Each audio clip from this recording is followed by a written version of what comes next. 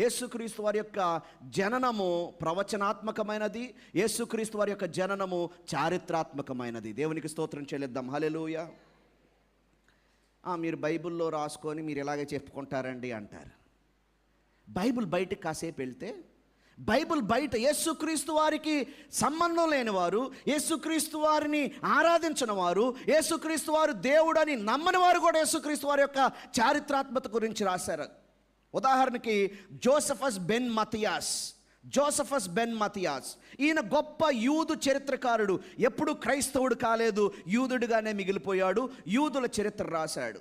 అతని గురించి చాలా పెద్ద చరిత్ర ఉంది, అదంతా చెప్పలేను. కానీ నేను టూకీగా చెప్పుకోవాలంటే ఎంత గొప్పవాడంటే, రోమియులు మా మీద పరిపాలన చేయకూడదు అని తిరుగుబాటు చేస్తూ యూదులు ఉన్నటువంటి పరిస్థితుల్లో రోమియులు ఆ తిరుగుబాటును అణిచివేయడానికి యుద్ధాలకు వచ్చి వాళ్ళని సర్వనాశనం చేయబోతే, ఆ యూద తిరుగుబాటుదారులకి రోమా నాయకులకి మధ్యవర్తిగా ఉంటూ తర్జుమా చేస్తూ సర్ది చెబుతూ ఆ యుద్ధాలు ఆపడానికి ప్రయత్నం చేస్తూ ఉండేవాడు.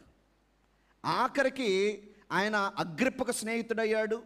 ఆఖరికి వెస్పేషియన్ అనుకుంటాను వచ్చి యుద్ధానికి వచ్చినప్పుడు ఆయనకి నువ్వు ఒక రోజున చక్రవర్తి అవుతావని చెప్పాడు. అలాగే చక్రవర్తి అయితే నువ్వు చెప్పిన మాట ప్రకారం నేను చక్రవర్తిని అయ్యానయ్యా అని రోమ్కి తీసుకెళ్ళి పెన్షన్ ఇచ్చి, ఇల్లు ఇచ్చి, అన్నీ ఇచ్చి చక్కగా రోమ్లో పెట్టుకున్నప్పుడు రోమన్ సిటిజన్ అయ్యాడు. కానీ క్రైస్తవుడు మాత్రం కాలా. ఆయన ఆ యొక్క వృద్ధాప్యంలో ఉన్నప్పుడు అనేక చరిత్ర గ్రంథాలు రాస్తూ ఆ ఒక గ్రంథంలో ఏమని రాశాడంటే యేసుక్రీస్తు వారి గురించి, ఈ కాలంలో యేసు అనే ఒక జ్ఞాని అయిన మనుష్యుడు ఉండేవాడు. ఏ కాలంలో? ఈ కాలంలో అన్నాడు. ఎందుకన్నాడు తెలుసా? యేసు ప్రభు చనిపోయిన తర్వాత, తిరిగి లేచి తిరిగి ఆరోహణమై వెళ్ళిపోయిన తర్వాత కేవలం ఒక 35 సంవత్సరాలకే రాశాడు. 100 సంవత్సరాల తర్వాత రాయలా. ఎందుకంటే time matters when it comes to the truth. సమయం గతించిపోతే దాన్ని అటు ఇటు తిప్పేయచ్చు. కానీ జస్ట్ 35 సంవత్సరాల తర్వాత రాశాడు. ఈ మాట రాస్తున్నాడు, ఈ కాలంలో యేసు అనే ఒక జ్ఞాని అయిన మనుషుడు ఉండేవాడు. ఆయన ఎన్నో అద్భుతాలు చేసేవాడు కనుక అతను మనిషి అనడం సమంజసమో కాదో అన్నాడు. దేవునికి స్తోత్రం చెల్లిద్దాం. యేసుక్రీస్తు వారు చేసిన అద్భుతాలను బట్టి ఆయన మనిషి అనడం సమంజసమో కాదో, ఆయన బోధించిన సత్యాలను సంతోషంతో అంగీకరించిన వారికి ఆయన బోధకుడయ్యాడు. ఆయన చాలామంది యూదులను మరియు యూదేతరులను తన వద్దకు ఆకర్షించాడు. ఆయన మెస్సియాగా పిలువబడ్డాడు, ఆయన రక్షకుడిగా పిలువబడ్డాడు. మనలోని గొప్పవారి మాట ప్రకారం, అంటే నా సొంత మాట కాదండి, గొప్పవారు కూడా చెప్పిన మాట ప్రకారం పిలాతు సిలువ వేసిన తర్వాత, ఎవరు సిలువ వేశారంటండి? బైబిల్లో ఎవరు వేశారనుంది సిలువ? పిలాతేనా? మరి బైబిల్ బయటకు వెళ్తే కూడా చరిత్రలో పిలాతు గురించి ఉంది. పిలాతు చరిత్రలో ఉన్నవాడు. మరి ఎందుకని కొంతమంది చరిత్రను నమ్మడానికి ఇష్టం లేదు? పిల్లి కళ్ళు మూసుకొని పాలు తాగినట్టు యేసు దేవుడు కాదంటే నా నచ్చినట్టు నేను బతకొచ్చు, నేనేం చేయాలంటే నేను అది చేసుకోవచ్చు. ప్రియులారా, నువ్వు నమ్ముతున్న దేవుడు ప్రభు అయిన యేసుక్రీస్తు వారు ఆయన ప్రవచనాత్మకంగా ఈ లోకానికి వచ్చాడు. ఆయన చారిత్రాత్మకంగా ఈ లోకంలో జీవించాడు. దేవునికి స్తోత్రం చెల్లిద్దాం. ఈయన ఇంకా ఏమన్నాడో తెలుసా? పిలాతు సిలువ వేసిన తర్వాత ఆయనతో కూడా మొదట నుండి ఉన్నవారు ఆయనను విడిచిపెట్టలేదు. ఎందుకంటే ఆయన 3వ రోజు తిరిగి లేచి వారిలో అనేక మందికి కనిపించాడు. దేవునికి స్తోత్రం. అనేక మందికి, ఎంతమందికి కనిపించాడంట? బైబిల్లో మనం చూస్తే 500 మందికి పైగా 40 రోజులు అందరికి కనబడ్డాడు. కొంతమంది అంటారు ఇది హాల్యూసినేషన్ అనుకుంటండి అంటారు. హాల్యూసినేషన్ అంటే భ్రమ. ఒకడికి అయింది, పేతురుకి అయింది అనుకుంటే అనుకోవచ్చు. రోజు ఆయన చుట్టూ తిరిగాడు కాబట్టి పేతురుకి అయింది. లేకపోతే యోహానికి అయిందంటే అనుకోవచ్చు, ఆయన సంఖలోనే ఎప్పుడు ఉండేవాడు కాబట్టి యోహానికి అయింది. లేకపోతే ఇంకొకరికి వాళ్ళ అమ్మకి అయింది అనుకోవచ్చు, మరియమ్మ గారికి అయింది అనుకోవచ్చు. కానీ 500 మందికి, అనేక మందికి, ఈవెన్ పౌలుతో సహా అందరికీ కనబడ్డాడు. ఆయన 500 మందికి పైగా ఆయన ప్రత్యక్షమయ్యాడు. ఇదే మాటను చరిత్రకారుడు, క్రైస్తవేతరుడైన చరిత్రకారుడు మాట్లాడుతూ అంటున్నాడు, మనలోని గొప్పవారి మాట ప్రకారం పిలాతు సిలువ వేసిన తర్వాత ఆయనతో మొదటి నుండి ఉన్నవారు ఆయన విడిచిపెట్టలేదు. ఎందుకంటే ఆయన 3వ రోజు తిరిగి లేచి వారిలో అనేక మందికి కనిపించాడు. ఇదంతా ఎందరో దేవుని ప్రవక్తలు ముందుగానే ఆయన గురించి చెప్పినట్లు జరిగింది. ఆయన పేరు మీదుగా క్రైస్తవులని పిలువబడుతున్న గుంపు ఇప్పటికీ మన మధ్యలోనే ఉంది అన్నాడు. దేవునికి స్తోత్రం. ప్రియులారా, ఎంత గొప్ప చరిత్ర ప్రభువైన యేసుక్రీస్తు వారిది. చరిత్ర లేదు ఆయనకి అంటే వాళ్ళ అమాయకత్వం చూసి మనం నమ్ముకోవటం తప్ప మరేమీ చేయలేం.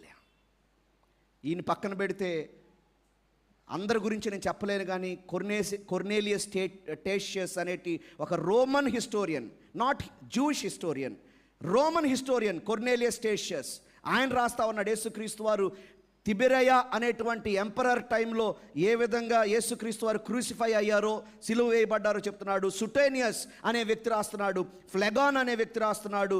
అందరూ కూడా రోమన్ హిస్టోరియన్స్, క్రిస్టియన్ హిస్టోరియన్స్ కాదు, వీళ్ళందరూ రాస్తున్నారు. ఇక ఆర్కియాలజికల్ ఎవిడెన్సెస్ అంటే కోకొలలు, యేసుక్రీస్తు వారి గురించినటువంటి పురావస్తు శాఖవారు తవ్వకాల్లో రోజు రోజుకి బయటపడుతున్న అనేకమైనటువంటి విషయాలు, ఆయన నడియాడిన ప్రాంతాలు, ఆయన యొక్క సమాధి, ఇవన్నీ కూడా యేసుక్రీస్తు వారి యొక్క జీవితానికి తార్కాణాలుగా నిలబడుతున్నాయి. దేవునికి స్తోత్రం చెల్లిద్దాం.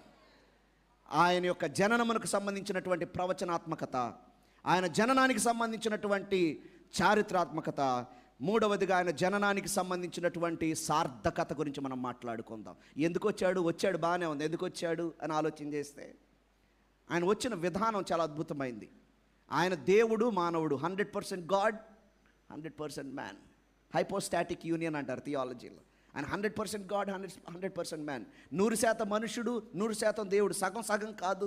లేకపోతే కొంతమంది దేవుడు మనిషి కాదు అంటారు, కొంతమంది మనిషి దేవుడు కాదు అంటారు. కానీ ఆయన 100% మ్యాన్, 100% గాడ్. బైబిల్లో ఎక్కడుందో చూపించండి, బైబిల్లో ఎక్కడుందో చూపించండి అని అడుగుతూ ఉంటారు. బైబిల్ చదివితే కదా, చదివిన అర్థమైతే కదా వాళ్ళకి. ఎక్కడుంది? చాలా చోట్ల ఉంది. అన్నీ చెప్పాలంటే కష్టం. కానీ ఉదాహరణకి సింపుల్గా యోహాను సువార్త 1వ అధ్యాయం 1వ వచనం, యోహాను సువార్త 1వ అధ్యాయం 1వ వచనం ఏం చెప్తుంది? ఆది యందు వాక్యం ఉండెను, ఆ వాక్యము దేవుని యొద్ద ఉండెను, ఆ వాక్యము దేవుడై ఉండెను. ఆ తర్వాత 2వ వచనం చదువుతుంటే ఆయన లేకుండా ఏది కలగలేదు, అన్నీ ఆయన సృష్టించాడని చెప్పుకుంటూ వచ్చి 14వ వచనంలో ఏమంటాడు? ఆ వాక్యము శరీరధారి అయి, ఆ వాక్యము శరీరధారి అయి. దేవునికి స్తోత్రం. ఎవరో కాదు, ఆ వాక్యము శరీరాన్ని ధరించుకొని కృపాసత్య సంపూర్ణుడై మన మధ్యను నివసించెను. తండ్రి వలన కలిగిన అద్వితీయ కుమారుని మహిమ వలె మనము ఆయన మహిమను చూచాము. దేవునికి స్తోత్రం. చూడకుండా చెప్పట్లా ఈ మాటలు, చూచాము. దేవుడై ఉన్నవాడు, వాక్యమై ఉన్నవాడు, దేవుడై ఉన్నవాడు ఆయన మానవునిగా ఈ లోకానికి వచ్చాడు, శరీరధారి అయి వచ్చాడు. నేను ఇందాక చెప్పాను, కన్యక గర్భవతి అయి కుమారుని కనుని. మొదటిది సూచన, రెండవది పురుషుని ప్రమేయం లేకుండా రావాలి యేసుక్రీస్తు వారి లోకానికి. దేవునికి స్తోత్రం.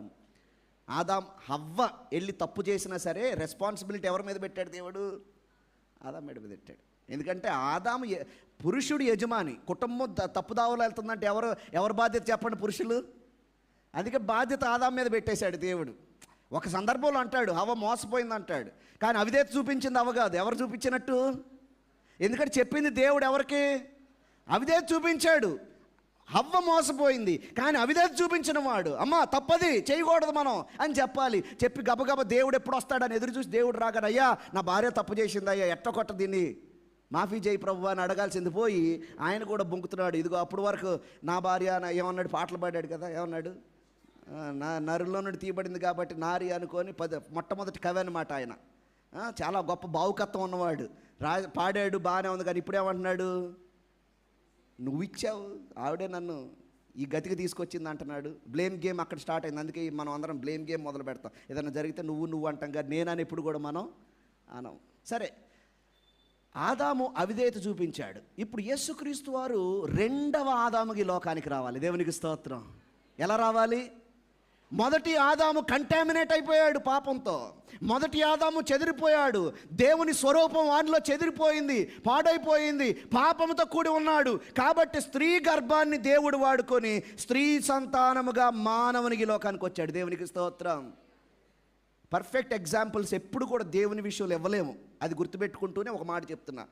ఈ రోజుల్లో టెస్ట్ ట్యూబ్ తర్వాత సరగసి అని ఒకటి ఉంది.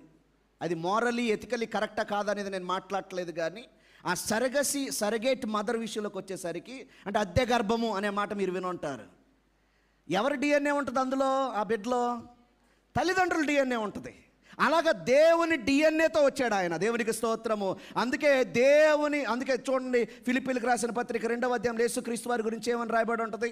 ఫిలిప్పీలకు రాసిన పత్రిక 2వ అధ్యాయంలో మనం చదువుతాం. యేసుక్రీస్తు గురించి మాట్లాడుతూ 6వ వచనంలో, ఆయన దేవుని స్వరూపము కలిగిన వాడయుండి. ఫిలిప్పీ 2:6 అండి.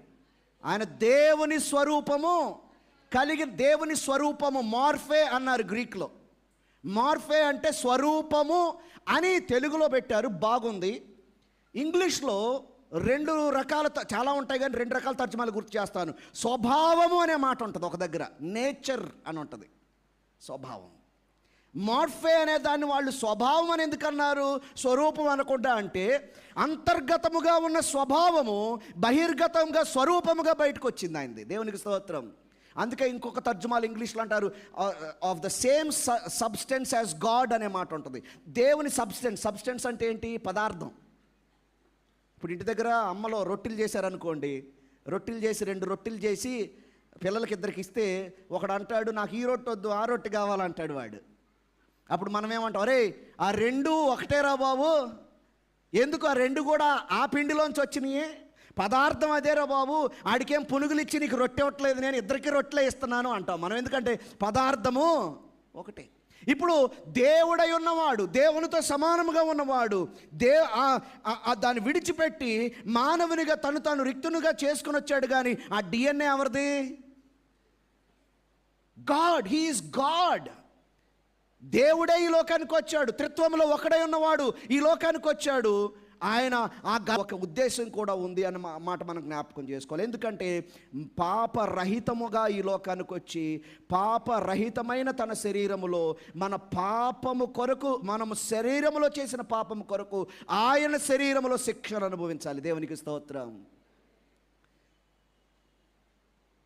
ఆయన శరీరంలో శిక్షను అనుభవించాలి. అందుకే రోమా 5:12లో ఇట్లుండగా ఒక మనుష్యుని ద్వారా పాపము ద్వారా మరణమును లోకములో ఎలాగూ ప్రవేశించునో అలాగుననే మనుషులందరూ పాపము చేసినందున మరణము అందరికీ సంప్రాప్తమాయను అనే మాట మనం చూస్తాం.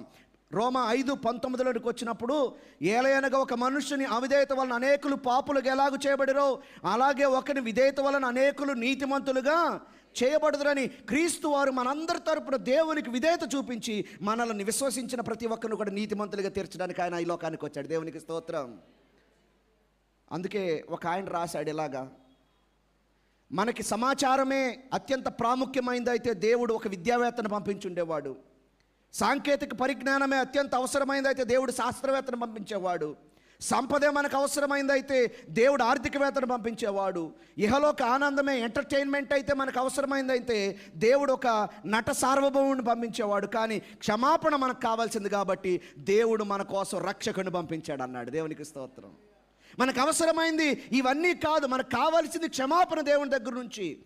నిత్య జీవాన్ని పొందుకోవటానికి, మరణమును జయించడానికి, నిత్య జీవాన్ని పొందుకొని మనము నరకానికి వెళ్లకుండా దేవునితో సహవాసము చేయడానికి, ఏదైనా వనములో ఆదాము హవ్వలు కోల్పోయిన ఆ సహవాసాన్ని మరలా నూతన ఏదైనాలో, నూతన యెరూషలేములో, పరలోక రాజ్యంలో మనం కలిగి ఉండడానికి, ఆ యాత్రను ఇక్కడే మనం ప్రారంభించడానికి ప్రభు అయిన యేసుక్రీస్తు వారి లోకానికి వచ్చారు. యేసుక్రీస్తు వారి యొక్క జనన సార్థకత గురించి మనం మాట్లాడుకుంటున్నాం. దేవునికి స్తోత్రం.